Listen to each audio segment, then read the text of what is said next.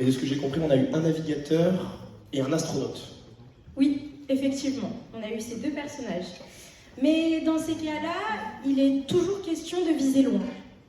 Mais encore plus quand on doit abattre son adversaire.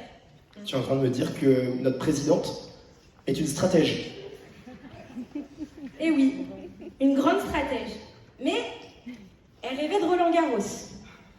Malheureusement, les OJO l'ont mise en échec.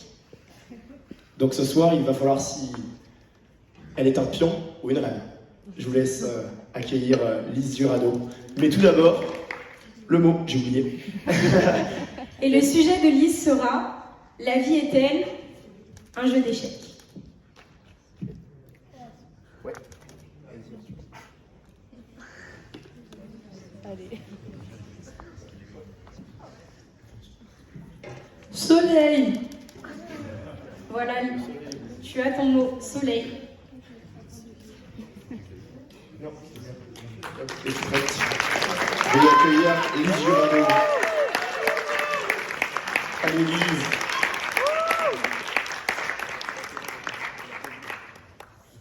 Attendez, parce que j'ai un peu moins de temps que tout le monde, alors j'écris mon mot. Ok.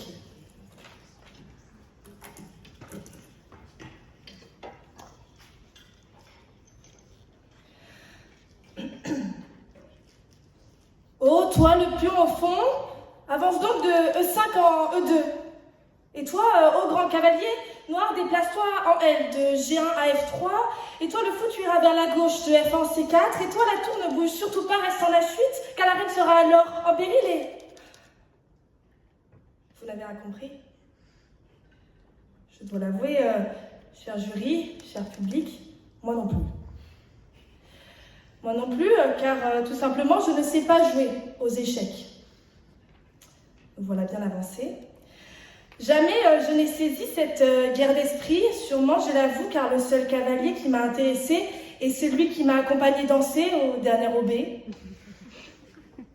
Ce casse-tête stratégique relève d'ailleurs pour moi d'une folie digne d'un fou nullement placé à la case C1, mais bien celui place commerce à 3h du matin, me demandant si j'aurais pas 10 balles après ce fameux OB. Dès lors, si la vie n'est qu'un jeu d'échecs, où chacun est le roi de son échiquier, le mien ne peut être que déjà tombé, ou alors en sérieuse difficulté. Pourtant, oui, je suis bien là, devant vous, à placer mes pions, à vous charmer. Vous avez ri, j'ai avancé mon fou de 2 cases. Vous allez bientôt être attendri, et c'est ainsi que la tour adverse va tomber et que ma défense pleine d'éloquence sera bientôt assurée. Je suis bien là, comme si en réalité j'avais saisi comment danser avec les fous, chevaucher les cavaliers et me méfier de la reine pour parvenir à l'unique but, échec et mat. Sûrement alors, la vie est un jeu d'échecs, car je le suis et vous l'êtes. Quoi donc, vous allez dire? Calculateur. Calculateur, oui, et je le vois et je le sens, à peine ai-je prononcé ce mot, certains s'indignent déjà. Mais moi-même, hier, je réfléchissais à la façon d'amadouer celui qui peut-être me prendra en stage.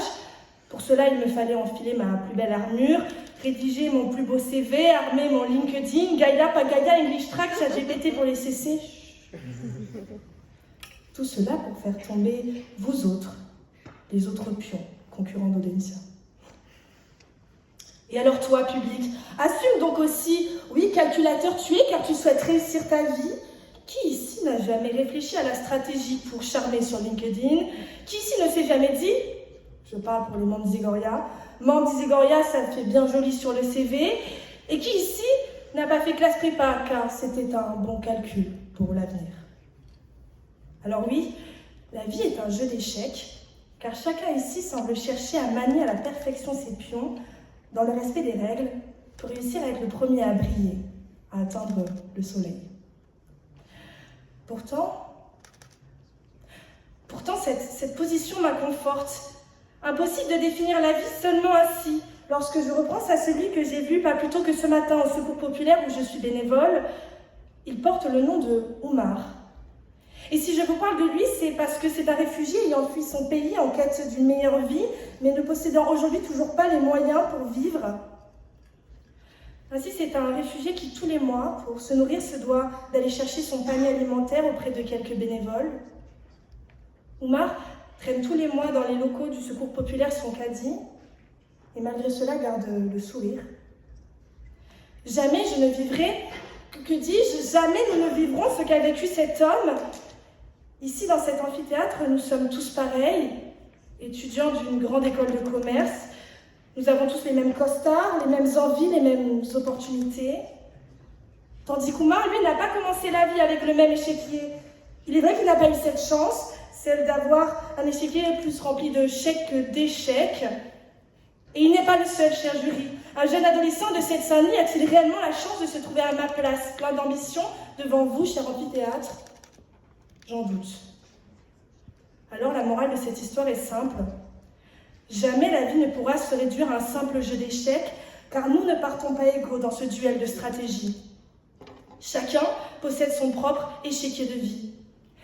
Et si mes cavaliers sont fougueux, mes tours solides, mes reines habiles et mon roi infaillible, les pièces d'Oumar ou de ce jeune adolescent ne sont peut-être même pas présentes sur le plateau. Et puis, stratège, calculateur, nous nous devons de l'être, certes, mais nous sommes aussi pleins de désirs, pleins d'émotions, pleins d'imperfections, finalement pleinement humains. Et cette humanité ne doit pas être niée. Alors, à bas les pions, les tours, les cases blanches ou noires, désormais, si j'affirme que la vie est un jeu d'échecs, ne vous y trompez pas. Je ne parle ni de roi ni de loi, mais de cette habilité qu'Oumar représente si bien, cette capacité à rebondir face à l'échec, non pas une fois, 2 fois, mais encore une fois, et tant qu'il le faudra. Et si l'on croit celui qui affirme que le succès c'est d'aller d'échec en échec sans perdre son enthousiasme, alors, manier avec habileté, celui-ci semble possible et ouvre surtout le champ des possibles. À vous de devenir les maîtres du jeu, celui-ci ne fait que commencer.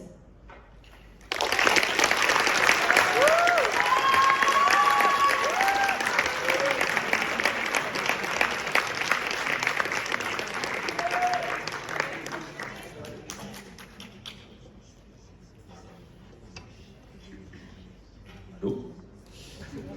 Bonsoir Lise. Bonsoir. J'ai une question. Est-ce que tu trouves normal qu'aux échecs, la meilleure pièce qu'il faille toujours tomber, c'est le roi et pas la reine?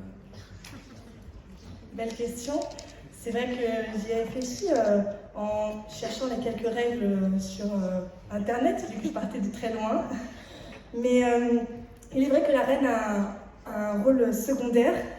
Et en tant que femme, je trouve que cela place le jeu un peu dans quelque chose de trop archéologique qui manque de nouveauté.